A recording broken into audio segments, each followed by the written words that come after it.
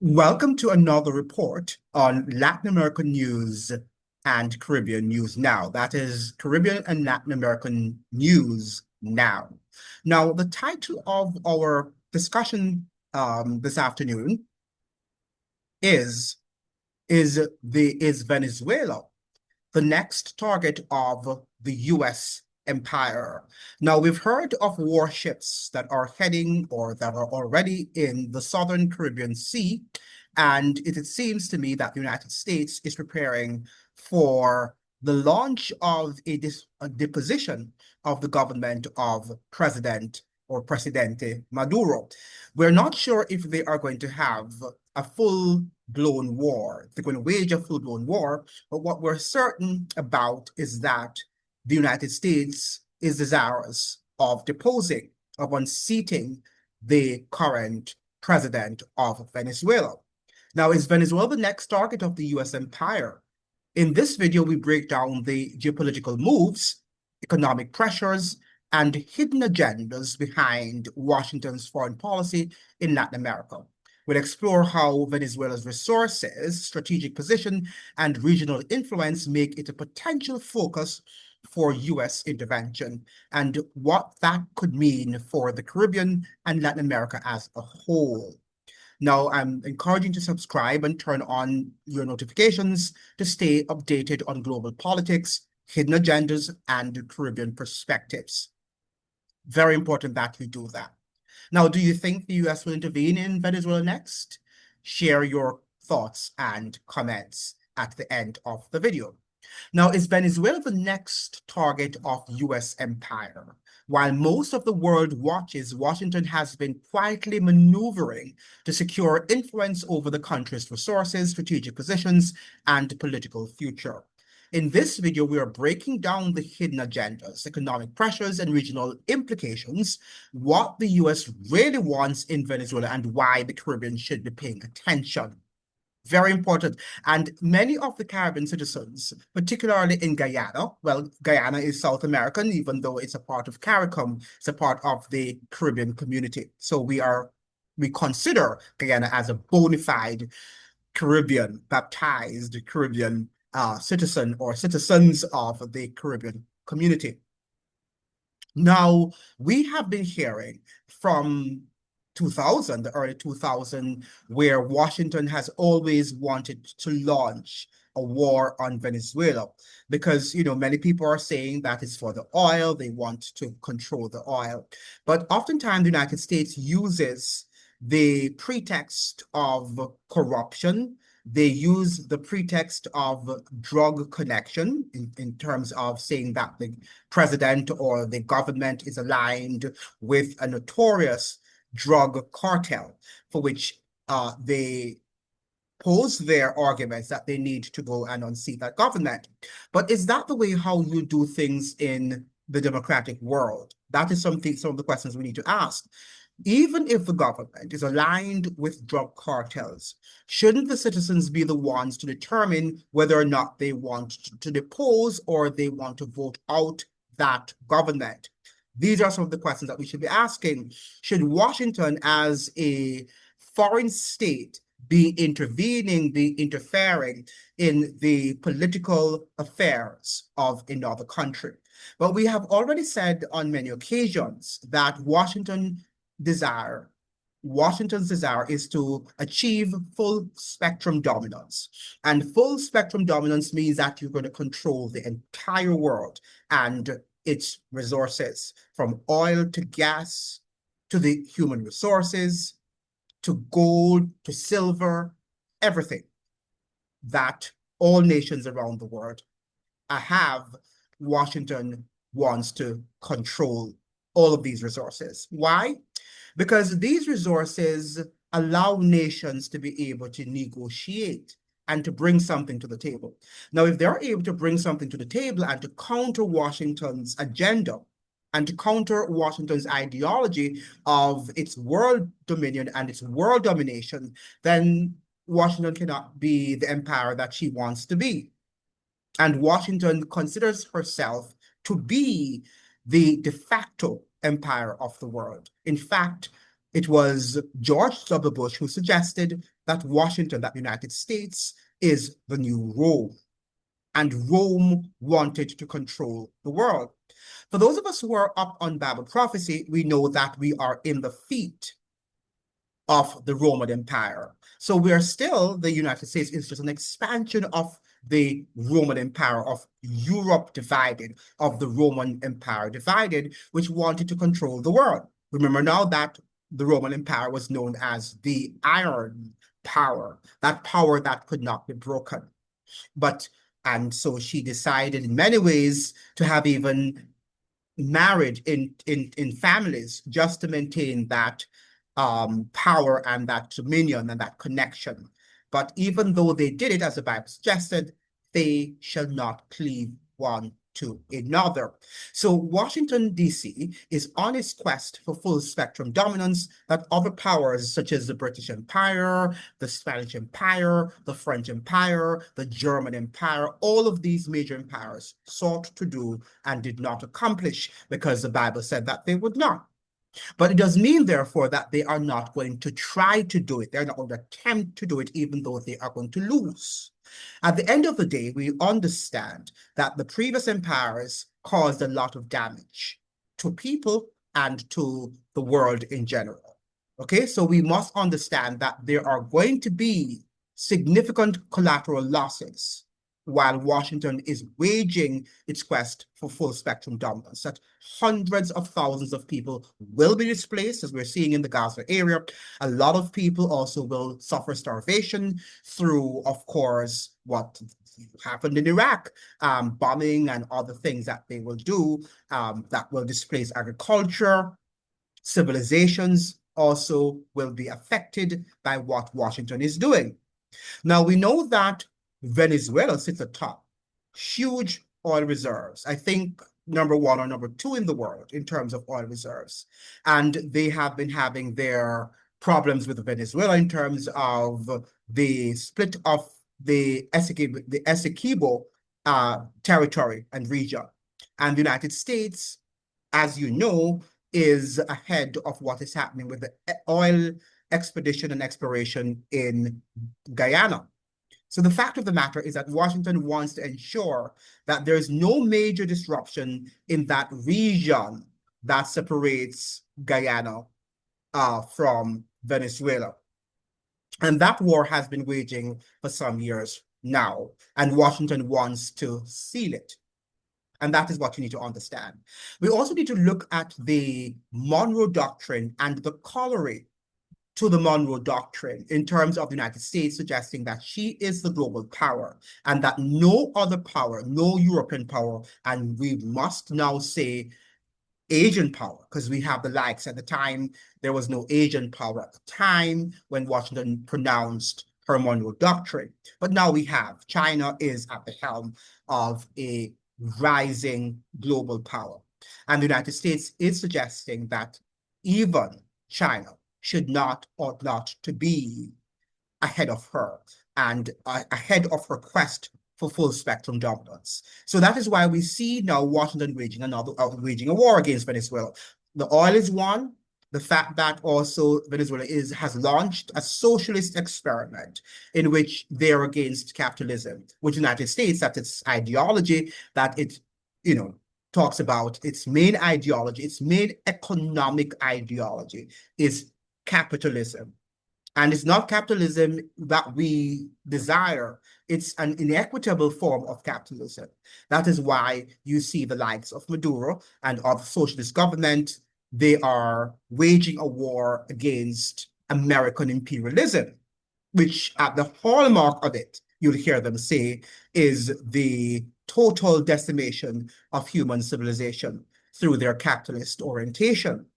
That is what the likes of Nicolas Maduro is suggesting here, and other anti-imperialists. So we must understand what is happening, and that is not just about oil, but it's about complete domination of the globe. Okay, now we know that Venezuela also has Chinese and Russian investments, and the United States wants to get these people out and want to be able to control Venezuela. Not only its oil, but everything, its government, its people. Okay? The United States wants to control all. It doesn't want to have any major competitor in this region. So this is a much bigger fish than just oil. Definitely oil is one of the main quests and one of the main objectives to achieve. But the agenda is a much bigger one than the simplistic notion that the United States is intervening or wants to intervene in Venezuela just to arrest its oil shores. Okay, that is a very simplistic understanding of what is happening in Venezuela. Now, if the United States succeeds in deposing the government of Nicolas Maduro, it means, therefore, that the United States is sending a message to other Latin American countries and also Caribbean countries that they get what they want. And that if any of these governments should dare question or challenge Washington's quest for full spectrum dominance in the region and beyond, consequences will follow. So we see the likes of the Kamala Persson-Bissell. She is on record of saying that she is on board with the United States because she's, relaying her message. She is cementing her understanding of Washington, of what Washington is doing, in the sense that it wants to clean up the drug cartels and the crime and violence that has been generated from that alleged drug cartels connection. Right now, we understand that Trinidad and Tobago, just like Jamaica, is suffering from, a high rate of homicide and murders.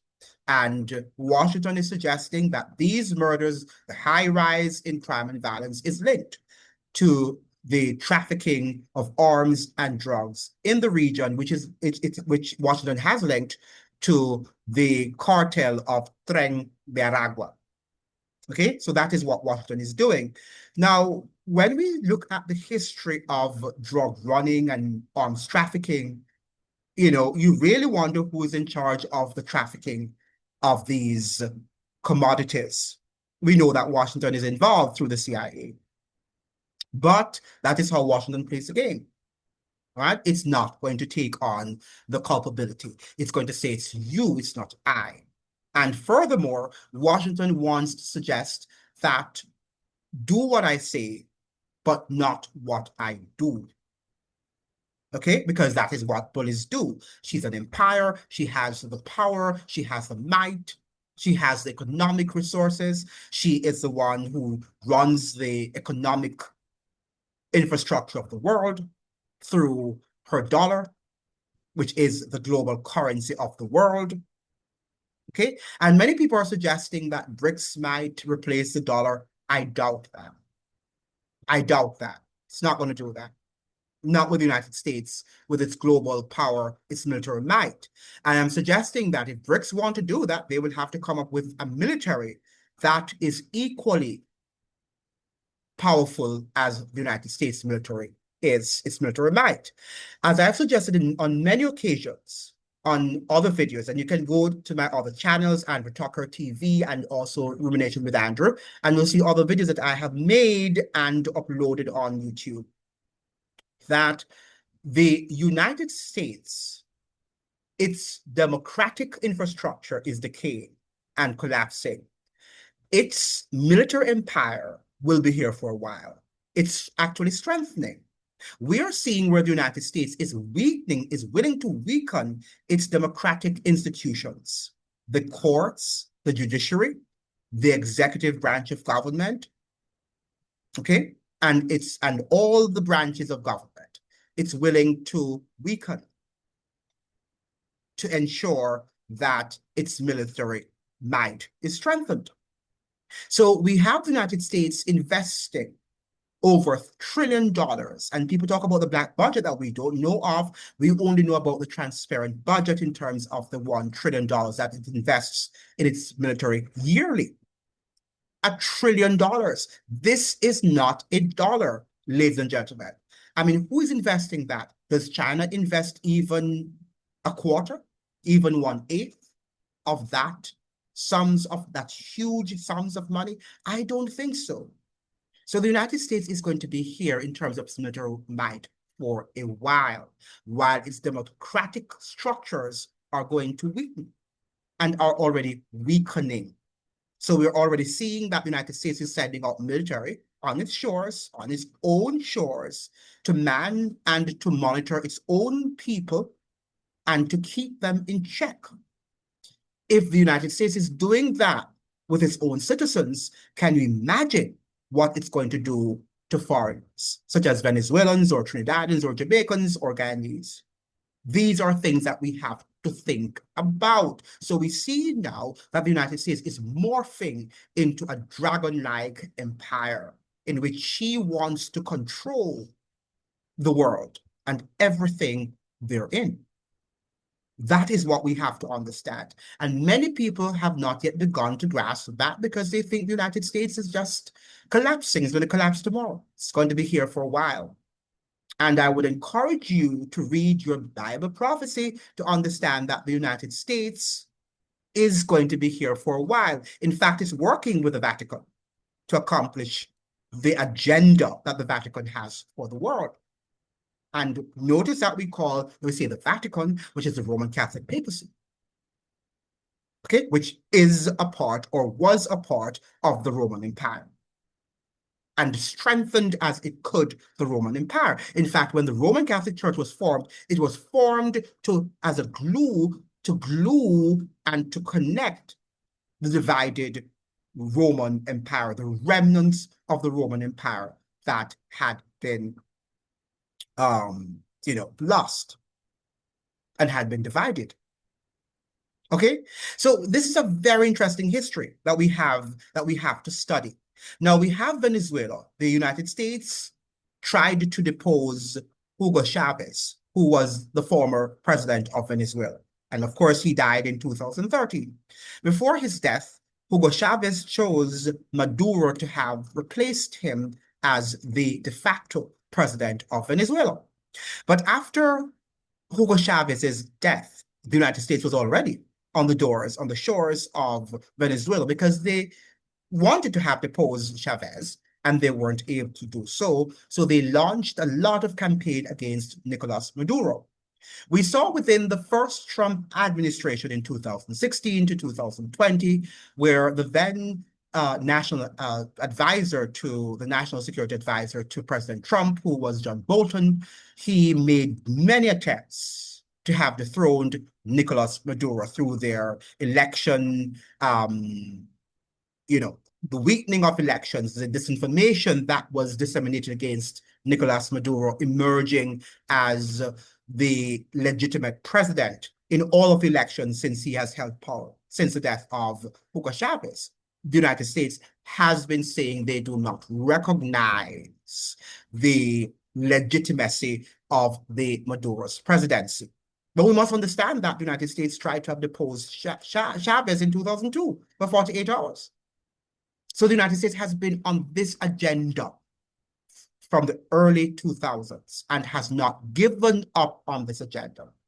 And it seems now to me that they have weakened the state because they have put a lot of economic sanctions. They have frozen lots of assets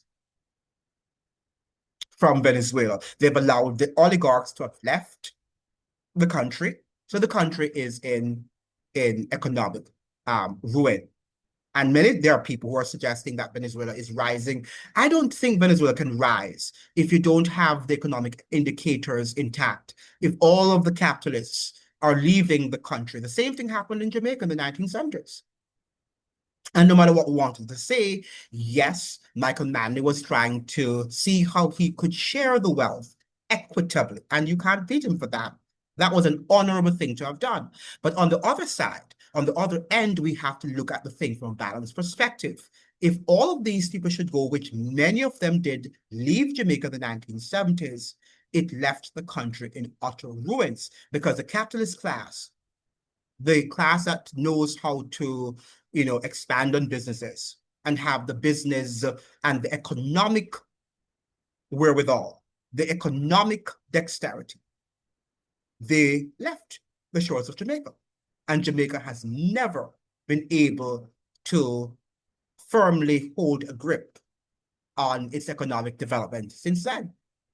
It has never recouped from that 1970s destabilization effort by the CIA government of the United States and the successive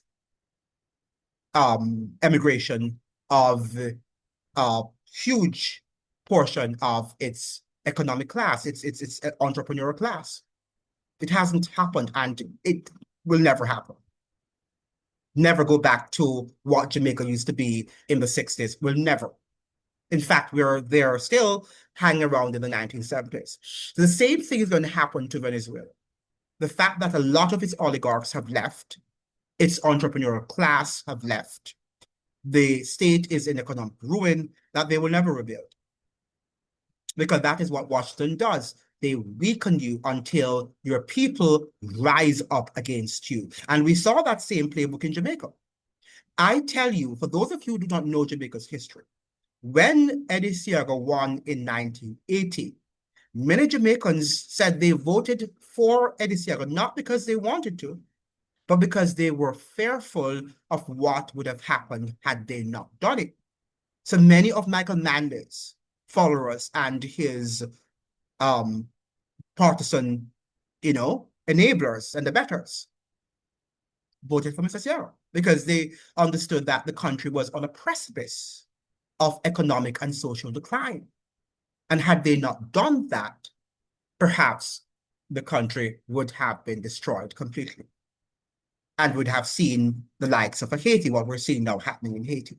So Jamaicans decided, and that was very intelligent of them to have done in order to rescue our country, in order to rescue Jamaica, that they had to vote for Edward Seaga. But noted that afterwards, Edward Seaga never came back to power after he lost the election in 1989.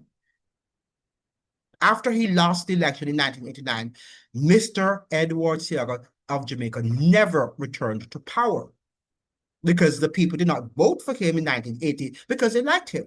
They voted for him because they understood that the economic situation was desperate, was dire. And I can guarantee that the people in Venezuela, some of them, not all of them, are thinking in the same way as they suffer from scarcity, right? Economic decline. That yes, they might be patriotic, but at the same time, they have to think about their livelihoods and their ability or inability to survive. So we cannot just impose our ideological thinking. And yes, we want Maduro to stand up for Venezuela's independence and sovereignty. But at the end of the day, what's going to happen? We live in a world where we live from one extreme to the other. And people don't understand that we need to have their gray areas and we need to have a balance. But we're not living in that world of balance, not today. And that is what you have to understand is either you're on this side or you're on the other side. Now, am I on Maduro's side? No, I don't know Maduro. I don't know what he's involved with. I don't know the man. What I do understand that the United States should be dealing with this situation diplomatically as opposed militarily. And that's what they're using. They're using their military might, their military power to suppress the independence of Venezuela. Now we understand the Bolivarian project that Hugo Chavez has started to share the wealth with his people. Now, are they going to get everything? We're not sure. Is this just a ploy of the Venezuelan government to have the resources be transferred to the communist socialist class? Your assessment is good as mine. Your guess is as good as mine. I don't know. I've never traveled to Venezuela. I have read its history and I respect its history.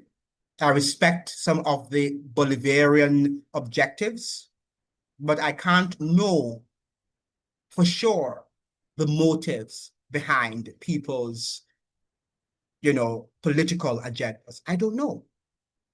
Okay? But what we do know now is that given that Venezuela is now a weakened state and that people are suffering, that eventually they are going to vote out Nicolas Maduro. It's going to happen. Whether the United States gets him out or not, eventually the people are going to say enough is enough, just like the Jamaicans did in 1980 when they elected Edward Seaga to the position of Prime Minister of Jamaica. Eventually, they are going to say enough is enough and we have to let you go because they're suffering just too much to be able to carry on this Bolivarian project, which unfortunately the United States should not be interfering with, but it is the reality of our world that the United States considers herself to be the de facto leader of the Caribbean and Latin America. And that no government can go into power, but be they in Barbados, in Jamaica, in Guyana, in Haiti, without the imprimatur, without the blessings of the United States and its military empire. It's time for us to understand that. And we have elections now in Jamaica, for example, and also in Guyana. And people are not thinking about that. They're thinking about the 3.5 income tax threshold and the 1.5 up it by or the 2% up it by the GLP. Not understanding not understanding that these things might not be, because Washington might agree, Washington might disagree. And when I say Washington, I mean Washington's institutions, the institutions, because remember now that Washington cannot govern Jamaica from Washington or Venezuela from Washington. What she has are institutions like the NED, the National Endowment for Democracy. You have the IMF, the International Monetary Fund, the World Bank, and lots of other multilateral institutions through which she works. Even the very USET, all right, that was also used to support and to cement Washington's authority within the region. All right. So whether you're thinking about Jamaica or you're thinking about Venezuela, and I've had persons ask me, why are you talking about what is happening to Maduro? How is that going to affect Jamaica? How is that going to affect Trinidad? How is it going to affect Guyana? All of us are interrelated and interconnected. Even what is happening on the shores of Washington, D.C., on the streets of Washington, D.C., need to be studied and explored because the same things are going to happen in other parts of the region and always happened, have always happened and continue to happen in other countries in the region. I've always said, even when I was teaching at Howard University in Washington, D.C., I've always told my students when I taught them Spanish that whatever Washington practices in other parts of the world will eventually be imported, will go back to the streets of North America. And its citizens will be treated worse than the people that it treated in foreign countries. So we must understand this. This is not the Washington is not playing. Washington is not playing a game here. They're not here to play a game with Maduro. They're not here to play a game with Andrew Holness or Mark Golding. They're not here to play a game with Mia Mottley or with Kamala Caesar or with Irfan Ali. They're here to achieve their goal of full spectrum dominance, whether you like it or not. Now, how can we as citizens of the world, or as Caribbean citizens, as Latin American citizens, fight against what Washington is doing? We have to arm ourselves with knowledge because many of us are not clear as to what is happening. We're still listening to what our local politicians are saying. We believe every word they say, and we do not put everything they say into proper context in terms of what is happening on the geopolitical scene, on the geopolitical stage, because that is what we are on, a stage. This world is a stage. And all of these, or most of these events are staged. They don't just happen overnight. It is because they're planned. And the actors on that stage act out the scenes, and you see them on the news, and you're thinking, oh, this happened just overnight. I don't know why it happened. But it didn't happen overnight. It was staged. Your elections are staged. Who wins is staged. And I want you to consider about that. So now that Nicolas Maduro, and I think his days are numbered, and he knows that, what implications do these developments have for us? We've got to explore. We've got to really delve into these analyses, which we don't find in the Caribbean space, in the Latin American space, that much of this is done. We tend to speak of ourselves as sovereign states, which theoretically we are. In all practicality, we're not. In all practicality, we're not sovereign states. We are a part of the American imperium. And that is what we have to understand. So I would have you watch the video, like it, share with me your perspectives. And if I see that you've watched the video and you have lots of views and all of that, I'm willing to share lots more of my analyses as far as Venezuela is concerned. Thank you so much for joining, and I'll see you in another video. All the best. Ciao.